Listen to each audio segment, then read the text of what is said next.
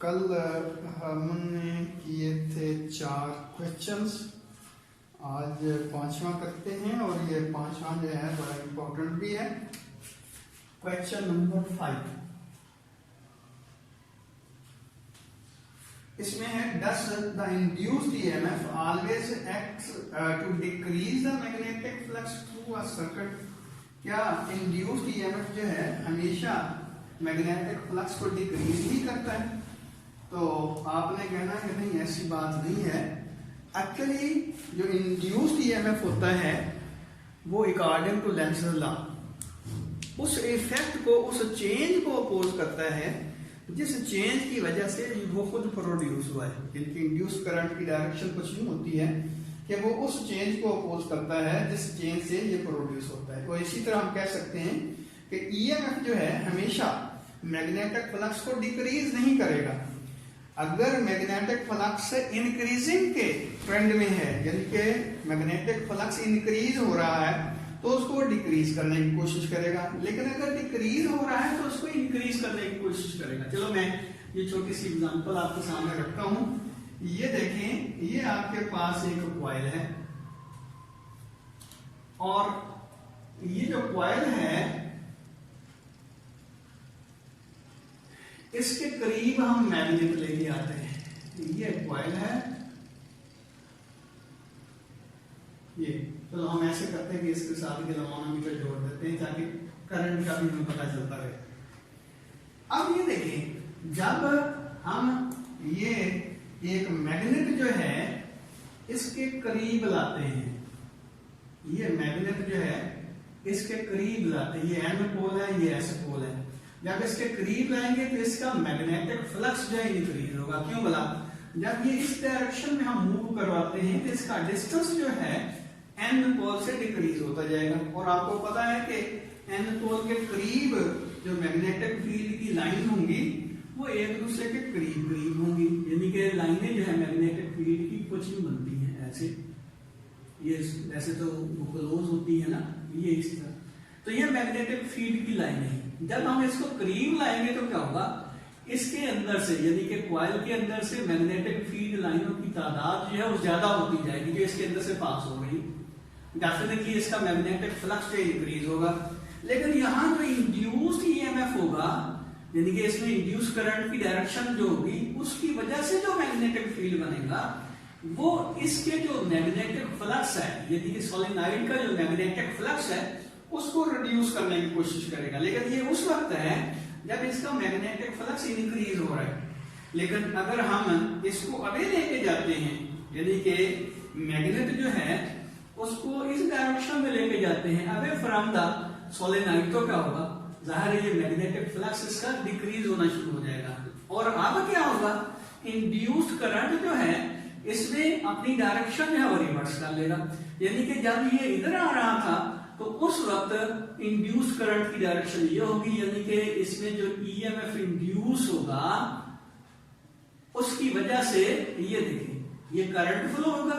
और ये करंट के फ्लो होने की वजह से क्या होगा, इस मैग्नेटिक फील्ड को वो रिड्यूस करने की कोशिश करेगा। यानी कॉइल का जो मैग्नेटिक फ्लक्स है वो डिक्रीज करने की कोशिश करेगा जब ये मैग्नेट जो है तो सोलेनॉइड की तरफ आ रहा होगा। लेकिन जैसे ही सोलेनॉइड से आगे जाएगा तो क्या होगा, इसकी डायरेक्शन जो है वो रिवर्स हो जाएगी। यानी कि अगर हम इसको इधर मूव करवाते हैं तो फिर इसके मैग्नेटिक फील्ड वो ये रिड्यूस करने की बजाय इंक्रीज करने की कोशिश करेगा। क्यों? अब देखिए कि मैग्नेट इधर जा रहा है तो इसका फ्लक्स जो है वो डिक्रीज हो रहा है। डिक्रीज होगा तो क्या करेगा, इसका करंट की डायरेक्शन रिवर्स हो जाएगी। यानी कि ये उसी डायरेक्शन में मैग्नेटिक फील्ड को सस्टेन रखने की कोशिश करेगा जिस डायरेक्शन में ऑलरेडी मैग्नेटिक फील्ड जो था इसमें मैग्नेटिक फील्ड की लाइनें जिसमें से पास हो रही थी। इसका मतलब यह है कि अब ये डिक्रीज करने की बजाय, यानी कि इंड्यूस करंट जो है इसका मैग्नेटिक फ्लक्स डिक्रीज करने की बजाय वो इनहेंस करने की कोशिश करेगा, इंक्रीज करने की कोशिश करेगा। तो रिजल्ट क्या निकला? रिजल्ट ये निकला कि लाजमी नहीं है कि हर वक्त ये इंड्यूस्ड ईएमएफ जो है वो फ्लक्स मैग्नेटिक फ्लक्स को डिक्रीज ही करे। वो उस वक्त डिक्रीज करेगी जब फ्लक्स इंक्रीज हो रहा होगा। और जब फ्लक्स जो है मैग्नेटिक फ्लक्स जो है वो डिक्रीज हो रहा होगा तो फिर ये इंड्यूस्ड ईएमएफ जो है उसको इंक्रीज करने के ट्रेंड उसका जो होगा इंक्रीज करने की जो कोशिश करेगी ये इंड्यूस्ड ईएमएफ उसके मैग्नेटिक फ्लक्स को। अगला क्वेश्चन है ये 8वां, how would you position a flat loop of wire in a changing magnetic field so that there is no EMF induced in the loop. कहता ये है कि आप एक लूप जो है वो एक ऐसे मैग्नेटिक फील्ड के अंदर रखते हैं जो कि चेंज हो रहा है, लेकिन फिर भी लूप में ईएमएफ इंड्यूस नहीं हो रही। कहता है कि क्या ये पॉसिबल है, या हम इसको किस तरह, यानी कि ये जो टारगेट है किस तरह हासिल किया जा सकता है कि हम एक लूप जो है उसकी पोजीशन ऐसी रखते हैं कि जो कि लूप इटसेल्फ पड़ा हुआ है चेंजिंग मैग्नेटिक फील्ड के अंदर, लेकिन इसमें ईएमएफ जो है इंड्यूस नहीं होता। तो ये देखें, अगर हम ऐसा करते हैं कि ये हमारे पास मैग्नेटिक फील्ड है, हम इसमें जो लूप है वो इस तरह लेते हैं कि उसका एरिया, इनके उसका नॉर्मल ये मैग्नेटिक फील्ड के परपेंडिकुलर है। तो आप देखिए इस सिचुएशन में इसका जो फ्लक्स होगा वो 0 के बराबर होगा। अब 0 क्यों होगा, ये ना तो एरिया की वजह से 0 है ना मैग्नेटिक फील्ड की वजह से 0 है, बल्कि ये दोनों के दरमियान जो एंगल बनता है, मीन इसका एरिया और मैग्नेटिक फील्ड के दरमियान जो एंगल बनता है, ये बी है ये ए है, इनके दरमियान जो एंगल बनता है वो थीटा जो है वो 90 डिग्री का। या दूसरे लफ्जों में ये कह लें कि इस सिचुएशन में लूप के अंदर से कोई भी मैग्नेटिक फील्ड लाइन पास नहीं हो रही, इसकी ओरिएंटेशन इस तरह की है। अब देखिए कि मैग्नेटिक फील्ड को जितना भी इंक्रीज क्यों ना कर दे, इसके अंदर से कोई लाइन पास नहीं होगी। क्यों बोला कि इसका जो प्लेन है वो मैग्नेटिक फील्ड की लाइनों पे पैरेलल है, तो इसके अंदर से कोई लाइन पास नहीं होगी। रिजल्ट ये निकलेगा कि मैग्नेटिक फील्ड चेंज हो रहा है, लेकिन मैग्नेटिक फ्लक्स इसका चेंज नहीं हो रहा। मैग्नेटिक फ्लक्स ना चेंज होने की वजह से ईएमएफ इंड्यूस इसमें नहीं हो सकती। तो आपने कहना है कि अगर हम लूप जो है वो इस तरह लेते हैं मैग्नेटिक फील्ड के अंदर, तो उसका प्लेन जो है मैग्नेटिक फील्ड के पैरेलल है या उसका नॉर्मल जो है वो perpendicular to the magnetic field है, तो उस सिचुएशन में इसका फ्लक्स जो है मैग्नेटिक फ्लक्स 0 के बराबर ही रहेगा, चाहे जितना भी इसका मैग्नेटिक फील्ड हम चेंज क्यों ना कर दें। यानी कि यहाँ मैग्नेटिक फील्ड के चेंज होने की वजह से फ्लक्स चेंज नहीं होगा, और फ्लक्स चेंज ना होने की वजह से ईएमएफ इंड्यूस नहीं होगी। अब अगला क्वेश्चन है, ये था 8वां क्वेश्चन। 9वां क्वेश्चन है, in a certain region the earth's magnetic field point vertically down when a plane fly due north, which wingtip is positively charged। अब देखें कि कहता है, पहले सवाल समझे कि एक एयरप्लेन जो है वो इस तरह ऐसे रीजन में मूव कर रहा है जहां के मैग्नेटिक फील्ड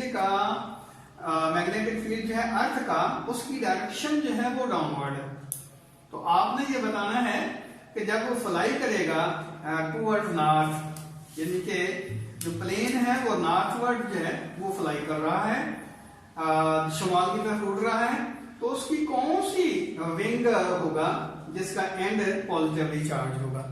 तो ये बात तो आपको पता ही शायद हो कि हमारी जो अर्थ है उसका भी एक मखसूस मैग्नेटिक फील्ड है। इसी वजह से जब हम किसी भी मैग्नेट को फ्री सस्पेंड करते हैं तो वो हमेशा नॉर्थ साउथ ही स्टेबल होता है। तो इसका मतलब ये हुआ कि मैग्नेटिक फील्ड जो है अर्थ का, उसकी वजह से ये मैग्नेट जो है वो नॉर्थ साउथ या रेस्ट होते हैं। तो ये देखिए, ये बिल्कुल ये अर्थ है ना हमारी, तो ये इसका एन पोल है, ये एन पोल है, ये एस पोल है। ये मैं ज्योग्राफिकल पोल की बात कर रहा हूं। अब ज्योग्राफिकल पोल और मैग्नेटिक पोल जो है वो थोड़े से एक दूसरे से डिफरेंट पोजीशन के ऊपर हैं, लेकिन हम इतना डीप जो है इसमें डिस्कस नहीं करते। एक बात बताना लाजमी समझता हूँ, शायद पहले भी हम डिस्कस कर चुके हैं कि जमीन के जो मैग्नेट है वो कुछ यूं है कि उसका, ये अर्थ का मैग्नेट की बात कर रहा हूं, उसका एन पोल जो है वो साउथ की तरफ है और एस पोल जो है वो नॉर्थ की तरफ है। यानी कि नॉर्थ पोल जो हमारा ज्योग्राफिकल नॉर्थ पोल है, मैग्नेटिक फील्ड जो हमारी अर्थ का बनता है वो उसका साउथ पोल बनता है। इसका मतलब ये हुआ कि अगर हम मैग्नेटिक फील्ड लाइनें ड्रॉ करें ये अर्थ की, तो वो कुछ यूं बनेगी, ये ऐसे, ये इस तरह इसका मैग्नेटिक फील्ड बनता है।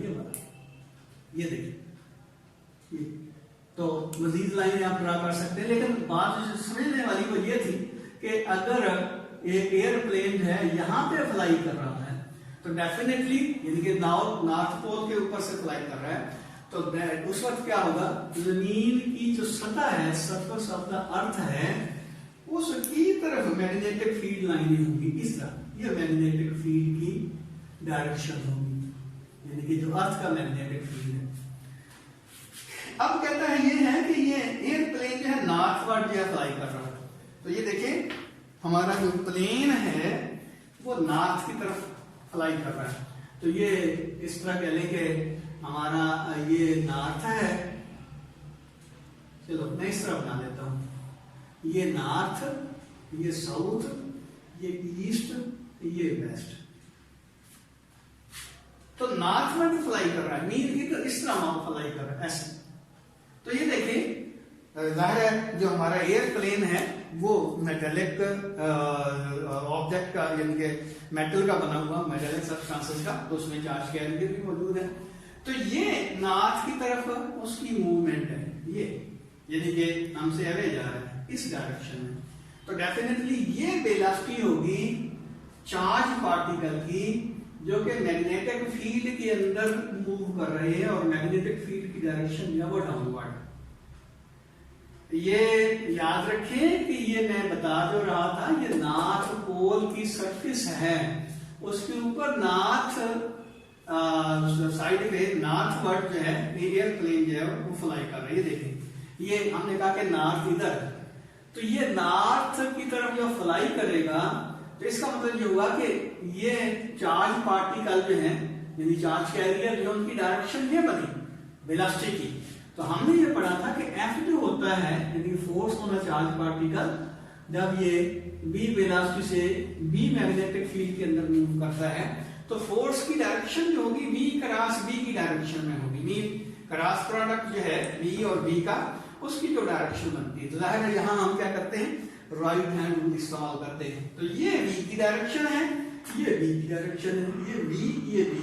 तो हम जो है इधर आता है, तो यदि ये चार्ज कैरियर के ऊपर जो फोर्स लगेगी इस डायरेक्शन में लगेगी, चार्ज कैरियर के ऊपर जो फोर्स लगेगी वो इस डायरेक्शन में लगेगी। तो इसका क्या मतलब हुआ, वो विंग जो वेस्ट एंड होगा, ये के टुवर्ड्स वेस्ट होगा, उस तरफ चार्जेस जो है इकट्ठे होना शुरू हो जाएंगे।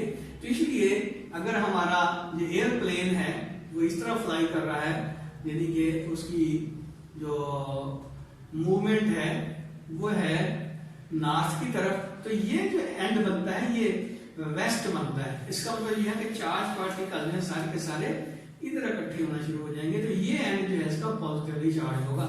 और याद रखिए इतना ज्यादा इस पे चार्ज होता है कि ये स्पार्क करना शुरू कर देता है, यानी कि इसके एंड के ऊपर स्पार्किंग होना शुरू हो जाती है।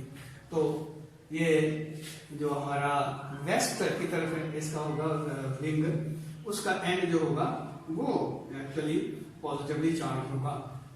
अब ये अगला क्वेश्चन है, ये भी बड़ा इंपॉर्टेंट है। Show that epsilon and delta phi over delta t have the same units. आपने ये शो करना है कि एप्सिलॉन मीन इंड्यूस्ड ईएमएफ और delta phi over delta t, इनके यूनिट जो है वो सेम होते हैं। और इंड्यूस्ड ईएमएफ जाहिर है ईएमएफ है, और ईएमएफ के जो यूनिट होते हैं वो आपको पता ही है वोल्ट होते हैं। तो यूनिट ऑफ एप्सिलॉन जो होते हैं वो जूल पर coulomb, work done per unit charge, तो ये होगा वोल्ट, यानी कि इसके यूनिट जो है वो वोल्ट होंगे। अब हम ये देखना चाहते हैं कि डेल्टा फाई और डेल्टा टी के यूनिट क्या होते हैं। तो पहले ये देखिए फाई के यूनिट क्या होते हैं। फाई जो होता है वो बी और ए के प्रोडक्ट के बराबर होता है, यानी कि B A cos of theta वैसे होता है, लेकिन आपको पता है कॉस साइन जो है ये रेशियो होती है लेंथ की, इनके कोई यूनिट नहीं होंगे। तो जो यूनिट बनते हैं वो V और A के बनते हैं, और B जो है इसके हैं यूनिट टेस्ला। तो इसको मुख्तलिफ रिलेशन से आप निकाल सकते हैं, जिनके ये भी कह सकते हैं कि F is equal to QVB, और यहां से B की वैल्यू निकाल लें तो ये आ जाएगा F ओवर QV। अब F जो है वो न्यूटन है, Q जो है कूलम है, और V जो है वो मीटर पर सेकंड है। इसका मतलब यह है कि newton second over coulomb metre, ये यूनिट आएंगे B के, जिनके ये टेस्ला जो है 1 टेस्ला जो होगा वो newton second over coulomb metre के इक्वल होगा। हमने देखना है delta phi over delta t के यूनिट, तो B के यूनिट आपके पास ये आ गया newton unit of delta phi over delta t. अब B के यूनिट क्या आ गया newton second over coulomb metre, और फाई जो है उसमें B नहीं है A भी है, ये आ जाएगा मीटर स्क्वायर, और ये नीचे क्या आ जाएगा सेकंड। इनके डेल्टा फाई के यूनिट आएंगे newton second coulomb metre metre square, तो ये स्क्वायर से मीटर जो है कैंसिल हो जाएगा। तो ये देखिए मीटर से ये स्क्वायर कैंसिल हो गया, सेकंड से सेकंड कैंसिल हो गया, तो ये आ जाएगा न्यूटन मीटर ओवर कूलम। अब न्यूटन मीटर क्या हो जूल के बराबर है, तो जूल पर कूलम बन गया, तो ये वोल्ट के बराबर आ गया। दोबारा देख लें कि F जो होता है, ये देखिए यूनिट किसी भी क्वांटिटी के यूनिट निकालने का आसान तरीका क्या है कि उसकी कोई ना कोई रिलेशन पकड़ ले। तो मैंने जो रिलेशन ली है F is equal to QVB sine of theta वाली ली है, साइन थीटा का कोई यूनिट नहीं होगा, तो F आपके पास आ जाएगा QVB। अब Q जो है सॉरी B की जो यूनिट यहां से हमने B की रिलेशन निकाले, तो B किसके बराबर होगी F over QV, F over QV। अब F के यूनिट क्या होते हैं न्यूटन, Q के यूनिट कूलम, V के मीटर पर सेकंड, तो ये सेकंड ऊपर चला जाएगा newton second over coulomb metre. ये B के इनके टेस्ला 1 टेस्ला जो होगा 1 टेस्ला जो होगा उसके इक्विवेलेंट यूनिट हमारे पास आ गया कि ये आ जाएगा newton second over coulomb metre. अब हमने फाई के यूनिट निकालने, तो फाई किसके बराबर होता है B और A के प्रोडक्ट के बराबर होगा, तो यूनिट ऑफ फाई जो होंगे वो किसके इक्वल होंगे newton second over coulomb metre, और फाई में सिर्फ B नहीं है बल्कि साथ A भी है, और एरिया के यूनिट क्या होते हैं मीटर स्क्वायर, तो मीटर से ये स्क्वायर कैंसिल हो जाएंगे, बाकी क्या बचेगा newton second metre over coulomb. अब हमने डेल्टा फाई और डेल्टा टी के यूनिट देखने हैं, तो क्या बनेंगे newton second metre over coulomb second, जिनके सेकंड ये वाले इससे इसको डिवाइड करेंगे तो सेकंड से सेकंड कैंसिल हो जाएंगे। न्यूटन मीटर आपको पता है कूलम के बराबर, सॉरी जूल के बराबर होता है, तो जूल पर कूलम जो है वोल्ट के इक्वल हो गए। तो ये इस तरह आप किसी भी ये जो फोर्ड अपना के B की जो वैल्यू है, ये दूसरा फार्मूला लगा सकते थे F is equal to ILB वाला, लेकिन मेरा ख्याल है कि ये कंपैरेटिवली ये इजी मेथड है, इससे भी आपको B की वैल्यू आप निकाल सकते हैं, और ये वही रिजल्ट आएगा जो यहाँ आया आपके पास, ये वोल्ट की इसकी यूनिट आएगी। अगला क्वेश्चन है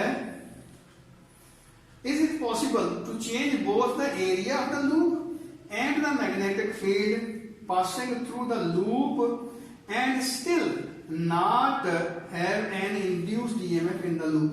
कहते हैं क्या ये पॉसिबल है कि हम एरिया भी चेंज कर रहे हैं और मैग्नेटिक फील्ड भी चेंज कर रहे हैं लेकिन ईएमएफ इंड्यूस नहीं होती, तो क्या ये पॉसिबल है? तो इसका मतलब यह है कि हम एरिया भी और मैग्नेटिक फील्ड दोनों चेंज कर रहे हैं, उसके बावजूद इसका जो मैग्नेटिक फील्ड जो है वो यानी मैग्नेटिक फ्लक्स जो है वो चेंज नहीं हो रहा। तो ये कैसे पॉसिबल होगा? ये देखिए, ये अगर आपके पास मैग्नेटिक फील्ड है, ये आपने इसके अंदर ले लिया है लूप। अब मैग्नेटिक फील्ड और एरिया दोनों ही चेंज हम कर रहे हैं, तो फिर भी इसमें ईएमएफ जो है वो इंड्यूस नहीं हो रहा। तो ये कैसे पॉसिबल होगा? देखिए, फाई जो होता है वो बी ए के इक्वल हो गया, यहां देखें, तो फ्लक्स की वैल्यू चेंज नहीं हो रही। हम कहते हैं कि फ्लक्स की वैल्यू चेंज नहीं हो रही। इसका क्या मतलब हुआ कि बी में जो चेंज आती है अगर उतनी ही चेंज ए में आती है, लेकिन उसका रेसिप्रोकल मीन बी को हम बढ़ाते जाते हैं, एरिया को कम करते जाते हैं। For example B dash multiply by A dash. अब बी डैश जो है वो b बाई 2 के इक्वल है और a डैश जो है वो 2a के इक्वल है। तो अब ये फिर ये लिखें इसकी वैल्यू कि b डैश की जगह लिखे b बाई 2 और a डैश की जगह लिखे 2a। तो ये 2 से 2 कैंसिल हो जाएगा, फिर ba आ गया।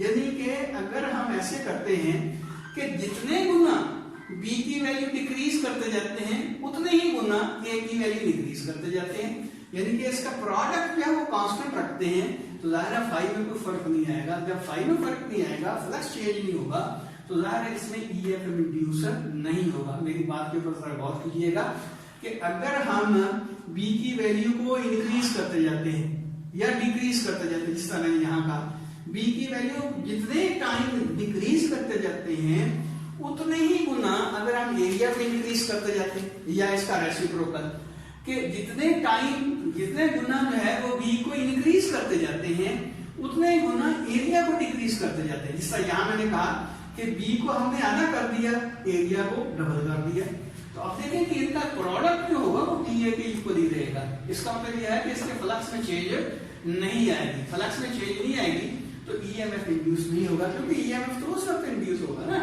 जब इसका फ्लक्स जो है वो चेंज होगा। तो आपने कहना है कि अगर B और A का जो प्रोडक्ट है वो कांस्टेंट रहे, ये कब पॉसिबल होगा कि जितने गुना हम B की वैल्यू इंक्रीज करते हैं उतने गुना A की वैल्यू डिक्रीज करते हैं, या जितने टाइम जो है वो B की वैल्यू जो है वो डिक्रीज करते हैं उतने ही टाइम जो है A की वैल्यू जो है उसको इंक्रीज करते हैं। तो अगर इनका नेट जो है प्रोडक्ट जीरो के अपना कांस्टेंट रहता है, फ्लक्स की वैल्यू चेंज नहीं होगी। अब फ्लक्स की वैल्यू चेंज नहीं होगी तो ईएमएफ इंड्यूसर नहीं होगा। वैसे इसका एक और तरीका भी बन सकता है। हम कहते हैं कि वो पहली वाली बात, हम कहते हैं कि ये जो एरिया है हम इसके पैरेलल ले लेते हैं, यानी कि मैग्नेटिक फील्ड जो इस तरह है ऐसे, और एरिया जो है यानी प्लेन जो है इसके पैरेलल ले लेते हैं। अब देखिए एरिया इंक्रीज करते जाते हैं या मैग्नेटिक फील्ड इंक्रीज करते जाते हैं या डिक्रीज करते जाते हैं, तो इसका फ्लक्स जो है वो जीरो के बराबर ही रहता है। तो फाई की वैल्यू जीरो के बराबर ही रहती है, इसका मतलब फ्लक्स चेंज नहीं होता, तो ईएमएफ इंड्यूसर नहीं होगा। हालांकि इसका एरिया भी हम चेंज कर रहे हैं, मैग्नेटिक फील्ड भी चेंज कर रहे हैं, तो दोनों चेंज करने के बावजूद फ्लक्स की वैल्यू जो है वो चेंज नहीं होती, इसलिए ईएमएफ इंड्यूस नहीं होगा। तो ये इस तरह भी लिखा जा सकता है, यानी कि अगर ये कहें कि हम लाजमी तौर पर जो लाइनें हैं एरिया के अंदर से पास हो रही है, तो फिर भी ये पॉसिबल है कि फ्लक्स जो है वो चेंज ना हो। तो कैसे पॉसिबल है कि जिस रेशियो से आप मैग्नेटिक फील्ड को इंक्रीज कर रहे हैं उसी रेशियो से एरिया को डिक्रीज करते थे, और इसका रेसिप्रोकल एरिया जितने गुना इंक्रीज हो रहा है उतने ही टाइम जो है आप मैग्नेटिक फील्ड को डिक्रीज करते हैं। तो दोनों का प्रोडक्ट जो है वो कांस्टेंट रखते हैं आप, तो इसका मतलब फ्लक्स की वैल्यू चेंज नहीं होती। अब फ्लक्स की वैल्यू चेंज नहीं होगी तो ईएमएफ इंड्यूस नहीं होगा। तो जनरली हम ये कह सकते हैं कि फाई इज इक्वल टू, अगर B over n into A है, आप देखें कि n जो है अगर 1 के इक्वल होगा तो ये तो BA आ गया, n अगर 2 के इक्वल होगा तो क्या होगा, ये 2 फिर कैंसिल हो जाएगा, n 3 के इक्वल होगा तो ये 3 फिर कैंसिल हो जाएगा। तो इसका मतलब यह है कि फ्लक्स की वैल्यू चेंज नहीं होगी और इसमें ईएमएफ इंड्यूस नहीं होगा। अल्लाह हाफिज़।